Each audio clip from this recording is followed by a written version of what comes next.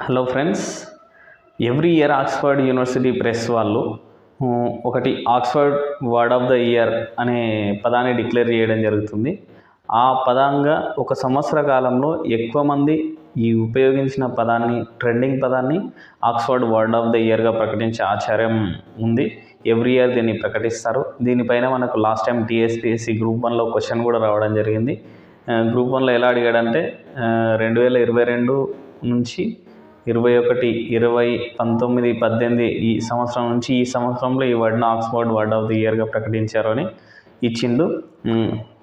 Statement టైప్లో question అయితే ఇవ్వడం జరిగింది. సో దీని మీద మనకు ఎగ్జామ్లో అడిగే ఆస్కారం ఉన్నందున నేనైతే ఈ వీడియో చేయడం జరుగుతుంది. సో ఈ సంవత్సరం ఏ పదాన్ని ఆక్స్ఫర్డ్ వర్డ్ ఆఫ్ ద ఇయర్గా ప్రకటించారు.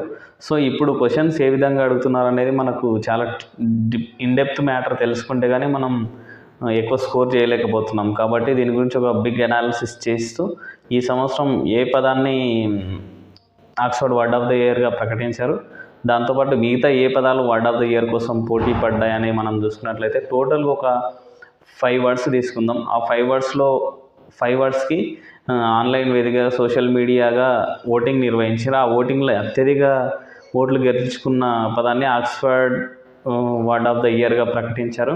ఆ వర్డ్ వచ్చేసి రిజ్ అనే పదాన్ని ఆక్స్ఫర్డ్ వర్డ్ ఆఫ్ ద ఇయర్గా ప్రకటించడం జరిగింది. సో మిగతా రిజ్ అనే దాని మీనింగ్, అదేవిధంగా మిగతా పదాలు వాటి మీనింగ్ తెలుసుకునే కంటే ముందు మన ఛానల్ని అయితే సబ్స్క్రైబ్ చేసుకోండి friends. Please do encourage our channel. మీకు టీఎస్పీఎస్సీ కానీ ఏ కాంపిటేటివ్ ఎగ్జామ్స్ కానీ ఉపయోగపడే ఇంట్రెస్టింగ్ టాపిక్స్ అయితే నేను వీడియో ద్వారా తీసుకురావడం జరుగుతుంది. సో దానికి సంబంధించి మీరు సజెషన్స్ కూడా ఇవ్వచ్చు. మీ నీడ్ ఏంది అనేది కూడా చెప్పొచ్చు. మీకు ఏ టాపిక్ మీద వీడియో చేయాలో కింద కామెంట్ చేయండి. దాన్ని బట్టి నేను వీడియోస్ కూడా చేస్తూ ఉంటాను. మేజర్లీ ట్రెండింగ్ టాపిక్స్ మీద నేను వీడియోస్ చేస్తూ ఉంటాను. ఇక లేట్ చేయకుండా టాపిక్లోకి వెళ్ళిపోదాం. రిజ్ అంటే స్టైల్ ద్వారా కానీ, ఆకర్షణ ద్వారా కానీ ఇతర మరో వ్యక్తిని ఆకర్షించే సామర్థ్యం ఉండడం, దాన్ని రిజ్ అంటారు. రిజ్ అంటే ఫర్ ఎగ్జాంపుల్ ఒక వ్యక్తి ఇతరులను ఇన్ఫ్లుయెన్స్ చేస్తున్నాడు లేదా ఆకర్షిస్తున్నాడు అంటే అతన్ని రిజ్ అని మనం చెప్పుకోవచ్చు. నెక్స్ట్ వర్డ్ వచ్చేసి స్విఫ్టీ అనే పదం కూడా చాలా ట్రెండింగ్ వర్డ్.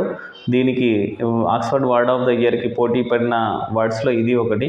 సో స్విఫ్టీ అంటే టేలర్ స్విఫ్ట్ అనే మ్యూజిషియన్ యొక్క ఫ్యాన్స్ని స్విఫ్టీ అని పిలుచుకోవడం జరుగుతుంది. సో స్విఫ్టీ అనేది కూడా చాలామంది మేము టేలర్ స్విఫ్ట్ ఫ్యాన్స్ అని చెప్పుకునేవాళ్ళు. జస్ట్ సింపుల్గా స్విఫ్టీ అని లోయల్ ఫ్యాన్స్కు స్విఫ్టీ అని ప్రకటించుకోవడం, ఇది కూడా ఒక ట్రెండింగ్ వర్డ్గా మారిపోయింది.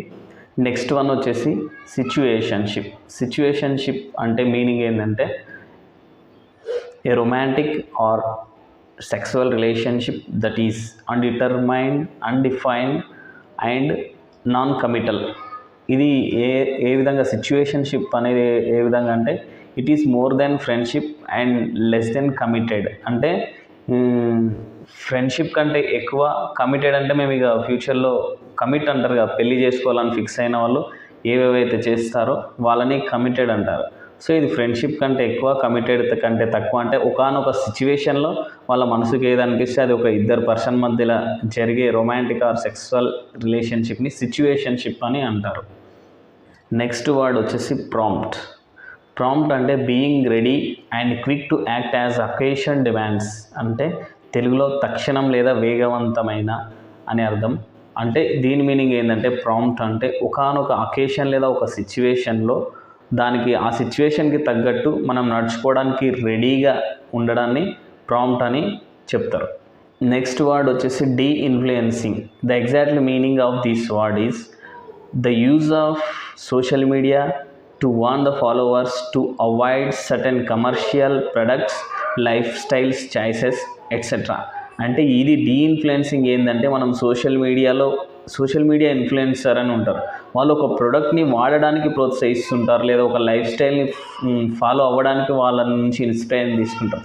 కానీ డీఇన్ఫ్లుయెన్సింగ్ అనే దాని ద్వారా వాళ్ళ ఫాలోవర్స్ని సోషల్ మీడియా ఇన్ఫ్లుయెన్సర్స్ లేదా సోషల్ మీడియా వాళ్ళ ఇన్ఫ్లుయెన్సర్స్ వాళ్ళ ఫ్యాన్స్ని లేదా వాళ్ళ ఫాలోవర్స్ని డీఇన్ఫ్లుయెన్సింగ్ చేస్తారు. అంటే ఈ ప్రొడక్ట్స్ని వాడొద్దు, ఇలాంటి లైఫ్ స్టైల్ ఫాలో కావద్దు, వీటి వల్ల డేంజర్ అని వాళ్ళ ఫాలోవర్స్కి సజెషన్స్ లేదా మంచి మంచి సలహాలు ఇస్తూ ఉండడాన్ని డీఇన్ఫ్లుయెన్సింగ్ అని మనం చెప్పుకోవచ్చు. ఇవండి ఎక్కువగా మనకు యూజ్లో ఉన్న వర్డ్స్. సో ఇవి బాగా పోటీ పడినాయి Oxford word of the year 2023 కోసం. అందులో వీటన్నిటిని దాటుకొని రిజ్ అనే వర్డ్ ఎక్కువ ఓట్స్ గెలుచుకొని ఆక్స్ఫర్డ్ వర్డ్ ఆఫ్ ద ఇయర్గా అవార్డు గెలుచుకున్నది. సో ఇట్లాంటి వీడియోస్ మరిన్ని మన ఛానల్ నుంచి ఎక్స్పెక్ట్ చేసినట్లయితే